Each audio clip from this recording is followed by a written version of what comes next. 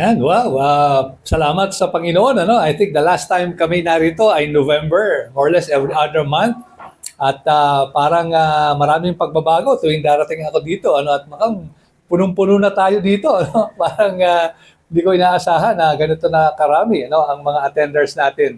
So again, it's our joy at you're always in our prayers sa Trinity Bible Church.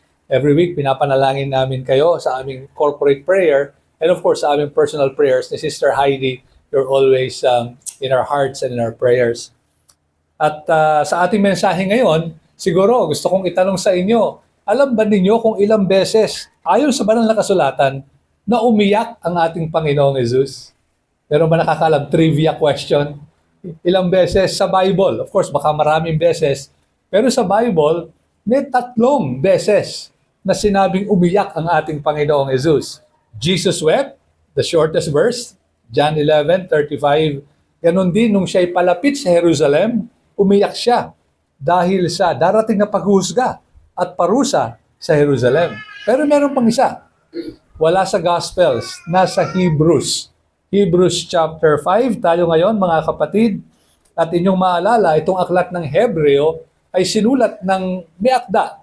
Maaaring si Pablo, pero mas marami sigurong naniniwala na hindi natin kilala kung sino ang sumulat sa mga dating tapat na mga mananampalataya. Very faithful sila, pero dahil sa pagsubok, nayanig ang kanilang pananampalataya.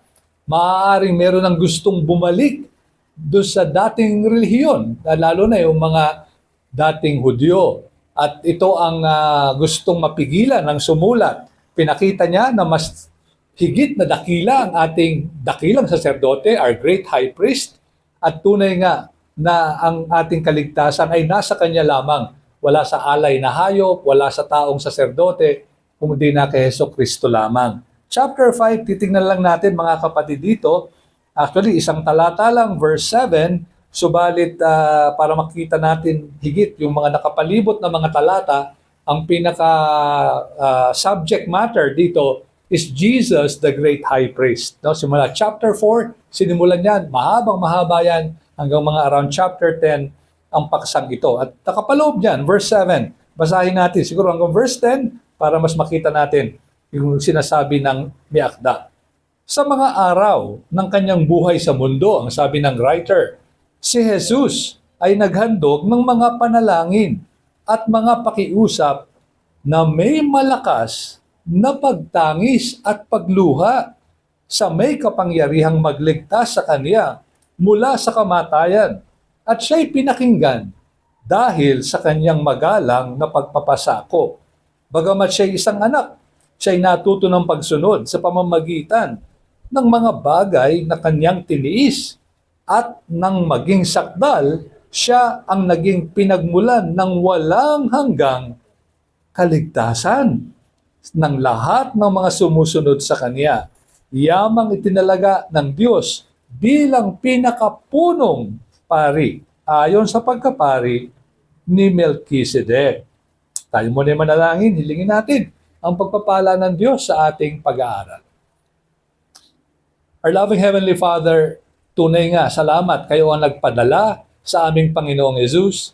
Tunay, siya ay naging katulad din namin na isang tao at siya rin ang tunay na daan lamang ng kaligtasan. At ngayon po, paalala niyo sa amin ang kadakilaan ng kanyang pag-ibig sa pamamagitan ng kanyang panalangin na aming po pag-aaralan. Sa pangalan po lamang ng aming Panginoong Jesus. Amen. Noong bago sumiklab ang World War II, 1940s ito, ay may isang seminary professor na nakatira sa Europa. Kung di ko nagkakamala, sa Germany. Siya at ang kanyang asawa, andon sila. Subalit nung sumiklab na ang digmaan, ay gusto nilang makatakas sa pag-uusig. Kasi gaya ng alam nyo, ang daming inusig. I think mga Hudyo rin ito, itong mag-asawang ito. At sila ay nag-migrate sa Amerika. Doon, naging professor din siya sa isang seminaryo at mahal na mahal siya ng mga estudyante niya. Kasi magaling magturo, talagang magandang relasyon sa estudyante.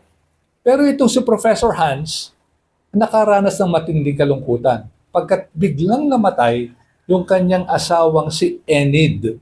So antindi no, ng epekto sa kanya. Mahal na mahal niya ang kanyang asawa. At dahil sa lungkot, binisita siya nung presidente mismo ng seminaryo, may 3 lalaki pang kasama para siya ay i-comfort. At sabi nila sa kanila, sabi ni Hans sa kanila, matindi ang aking kalungkutan. I am no longer able to pray. Kagulat, no? Hindi na ako makapanalangin. Sabi niya, in fact, hindi ako sigurado kung meron Diyos. Grabe, ano? Ang tinding kalungkutan na ito. Afterwards, sinabi ng presidente sa kanya, kung hindi ka makapanalangin, we will pray for you. Kami mananalangin para sa iyo. We will pray for you. We will believe for you.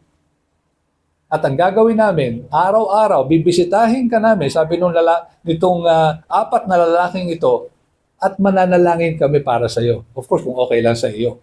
Pumayag naman, nanalangin sila. Kahit siya ay nagdududa na sa kanyang pananampalataya.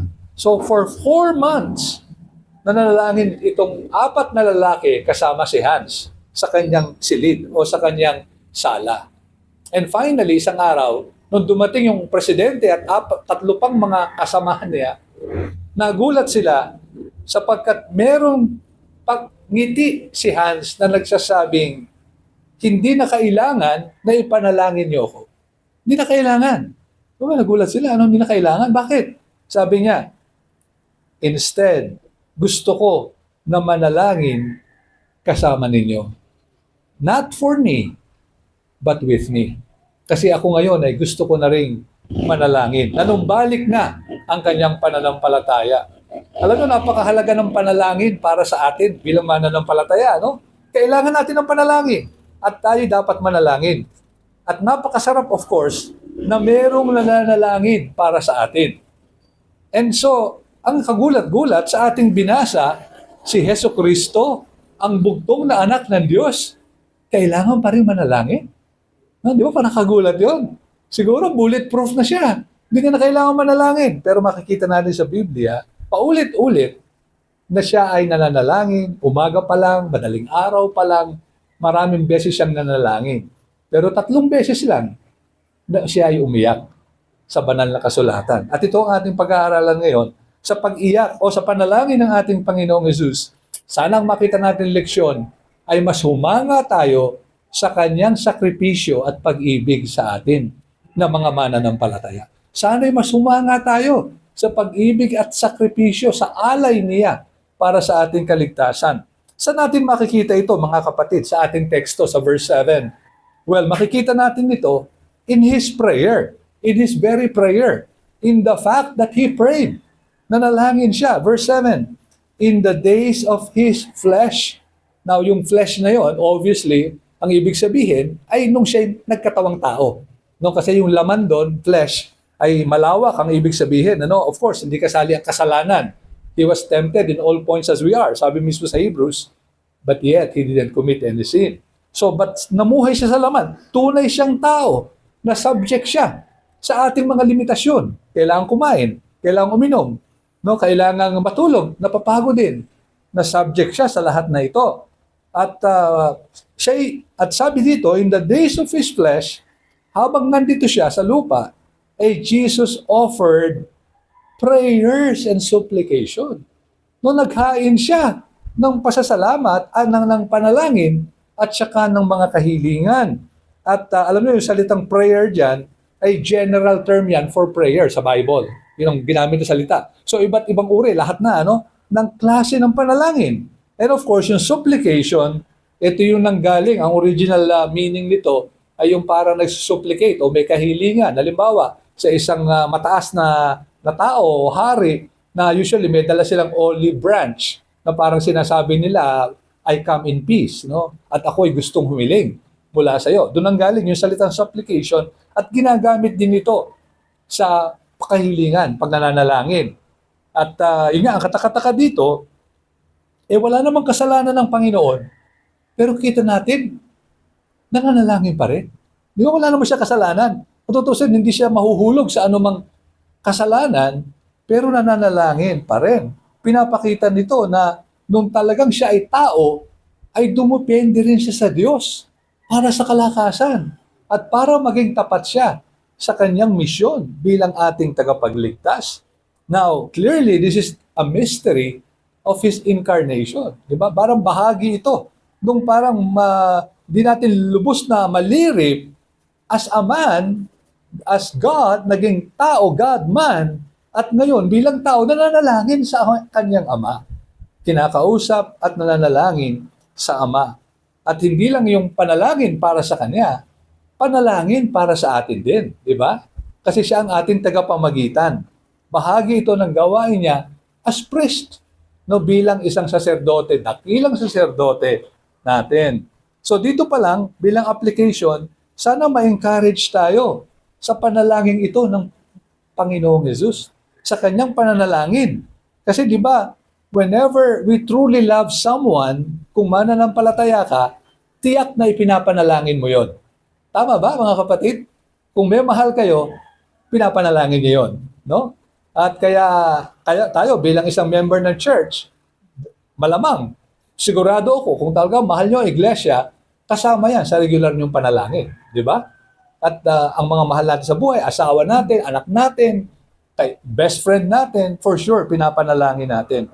And sabi nga ni Charles Spurgeon, ang isang famous preacher of the last century, no man, or the last century before last, no man can do me truer kindness in this world than to pray for me. Wala nang magagawang kabutihan ng isang tao para sa akin, sabi ni Spurgeon, kundi ipanalangin niya ako. Ang talagang, what a comfort, what an encouragement na merong nananalangin para sa akin, sa atin. And Jesus prayed for us. John 17 verse 9, sa kanyang high priestly prayer, inyong maalala, I'm sure alam ng karamihan, I am praying for them. Sabi niya sa Ama, Father, I'm praying for them sa aking mga tupa. I am not praying for the world. Nilinaw niya. Not for the world. Hindi para sa lahat. Para sa aking mga tupa lamang, sa aking bayan. But for those whom you have given me, for they are yours. Yung binigay mo sa akin, yung hinirang mo na bayan, na kaya ako pumarito sa lupa para tubusin sila mula sa kanilang mga kasalanan. Sila ang pinapanalangin ko, Ama. Eh, sino yun? Tayo yun. Tayo yun. Pinapanalangin niya tayo doon pa lang bago siya mamatay. And ganun din ang ating encouragement sa ngayon. Na yung prayers pala na yun. And supplication, hindi lang para sa Kanya, kay Jesus, para sa atin din. Pinanalangin niya tayo doon. At di ba, pag meron kang gustong prayer, minsan nga, ang gusto mong manalangin para sa'yo, yung tingin mo medyo mature sa faith. Nakaranas naman kayo ng ganon.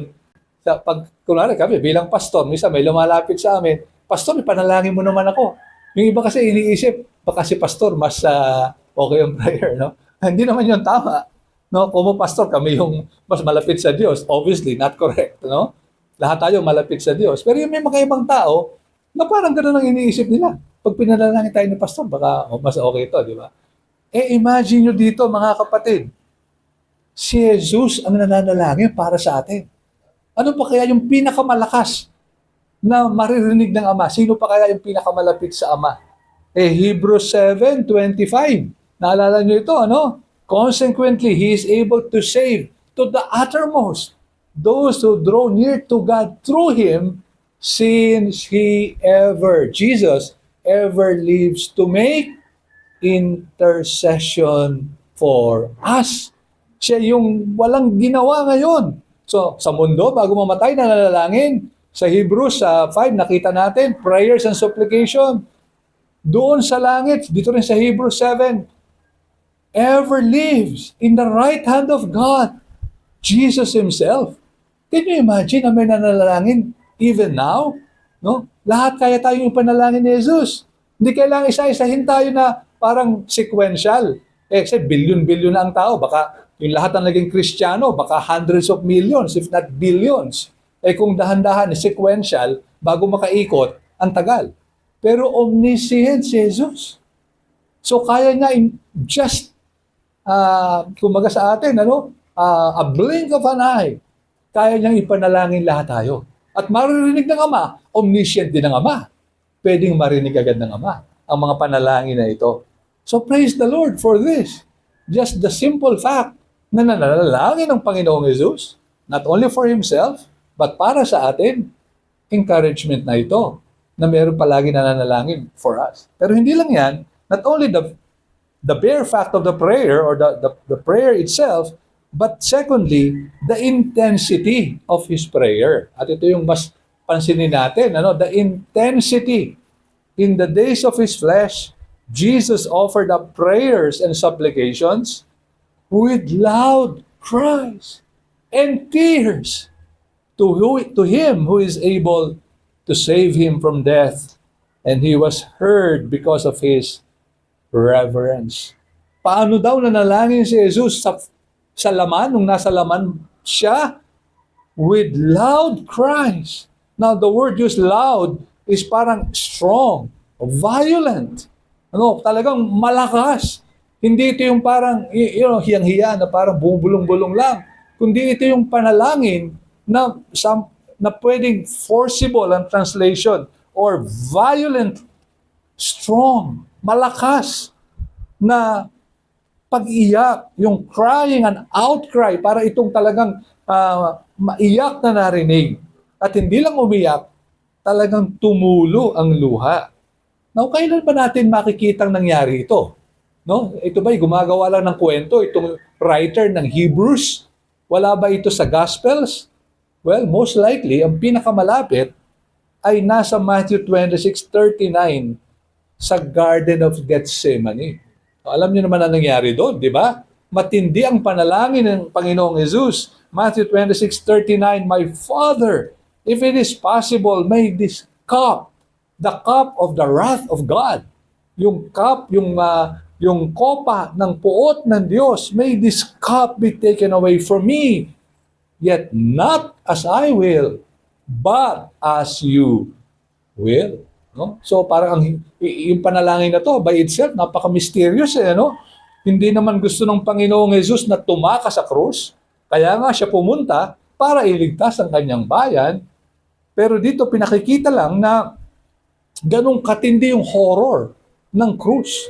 Ganung katindi yung sasapitin niya na parang nagre-recoil siya, na parang kung pwede lang lumampas. And yet in the same sentence, "Not my will, but your will be done."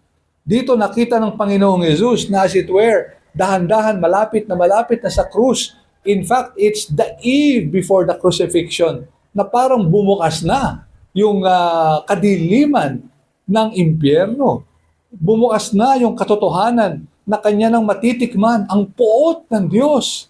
At kanyang, hindi lang yung physical na pain, not only the emotional pain of being crucified on the cross, naked and shamed before men, but rather the very wrath of his Father, na kung saan napasigaw siya, my God, why hast thou forsaken me?" Ito yung nakita ng Panginoong Jesus, na ang sabi sa Matthew 26, sa verse 38, just before nanalangin siya, "My soul is overwhelmed with sorrow to the point of death." So yung kanyang buong kaluluwa daw ay matindi ang kapigatian na halos mamatay siya. Isipin niyo, ano kaya yung lungkot na yon, na ang feeling mo mamamatay ka na. Grabe yung lungkot na yon. Sa Luke 22, his sweat was like drops of blood. Like drops of blood. Di natin alam kung literally, parang drops na nga, nahulog na, falling on the ground. So, grabe yung stress na halos, siguro yung mga capillaries, alam nito ng ating kapatid na doktor, na halos nagdugo. So, ganun katindi. At malamang dito na paiyak ang Panginoon with loud cries and tears. Naranasan ito ng ating Panginoon. Subalit, ganun din mga kapatid, sana makita natin na hindi natin lubos na maunawaan yung pain na yun, na kanyang naranasan. At but despite that, ang sabi sa text, balikan natin, so with cries and tears, kanino? to him, the Father, clearly, who was able to save him from death. And he was heard because of his reverence. Palagi naman siya naririnig ng Ama, di ba? He's the Son, after all. Narinig siya palagi. At ito, sinagot ang kanyang panalangin. Meron siyang reverence or takot, pero hindi ginamit yung salitang parang phobia o phobos. No? Hindi yung takot na gano'n, kundi yung takot na may paggalang. Ibang salitang ginamit dito. No? May takot but reverence or awe, submission even to the Father. Nagpailalim siya sa Ama at narinig ng Ama ang kanyang panalangin dahil dito. And so bilang application din, sana makita natin at mamangha tayo sa hardship na inendure ng Panginoon para iligtas ikaw at ako. Grabe yung dinanas ng Panginoon. Imagine the very Son of God, the sinless Lamb of God, before the cross, in the Garden of Gethsemane, just before the crucifixion. Ganito yung pag-iyak at panalangin na kanyang dinanas. Pero palagay ko, I believe, na yung sinabi rin ng ibang commentators, na hindi lang doon sa Gethsemane, na malamang ang Panginoong Jesus ay nanalangin din ng may pag-iyak during other times. Sapagkat matindi yung kanyang dinanas, no? For example, how many times na na-disappoint ang Panginoong Jesus sa mga apostol mismo? Di ba yung mga apostol so many times napaka-disappointing, ano? Dami nilang ginagawa na talagang di ba kahit nga si Peter, sabi niya, "Get thee behind me, Satan." No, biro mo gano'n na, or "Where is your faith?"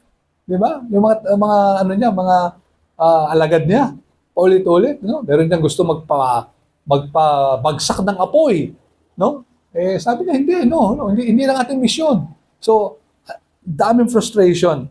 So, malamang nanalangin ng Panginoong Jesus din, even with loud cries and tears, during his more regular prayer times. And so, mga kapatid, sana, una sa lahat, purihin natin ang Panginoong Jesus ngayon.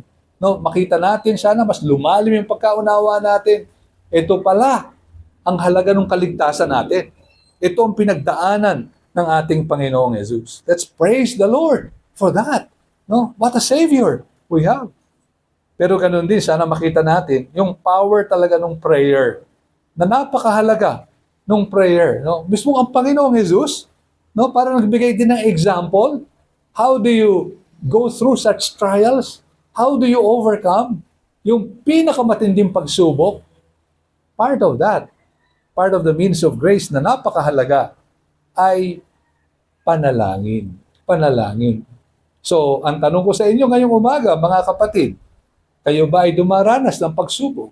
Meron ba kayong dinadanas ng mga matindi o mahirap pagsubok? Maaring sa opisina nyo, maaring sa school, maaring sa bahay, maaring sa ating katawan, maaring may sakit tayo.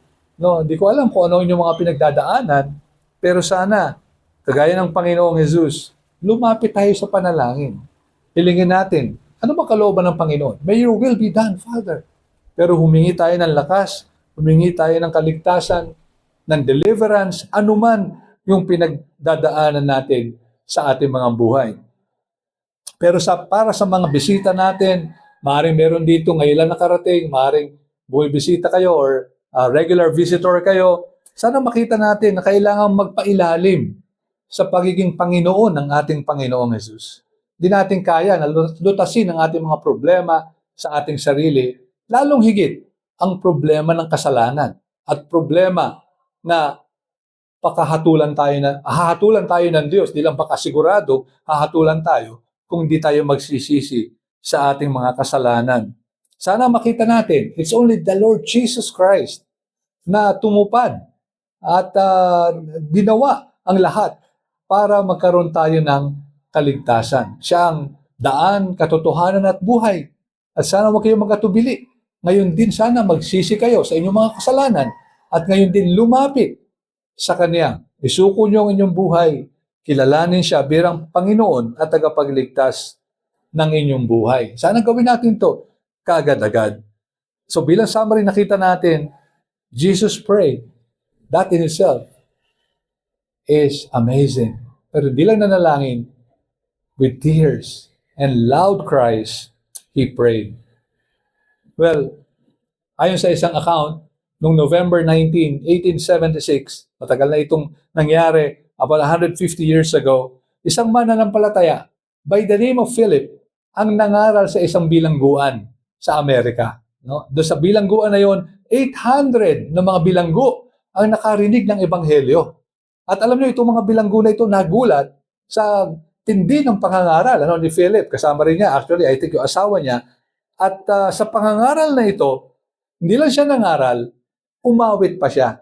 No? Kasi itong si Philip is also a composer of hymns. No? So ayon sa account, nagulat yung mga bilanggo, yung mga hardened criminals na ito, yung mga, kumbaga, sabi nga natin talagang ang budhi nito ay talagang maitim at matigas sa mga mukha nila, talagang hardened criminals ito. Pero namangha sila. Habang nangangaral si Philip, parang yung mukha niya talagang, kumbaga, ganun na lang ang pagsusumamo. At even yung sa pag-awit niya, nakita nila kung paano kung paano talagang matindi yung kanyang desire na maligtas itong mga bilanggo na ito.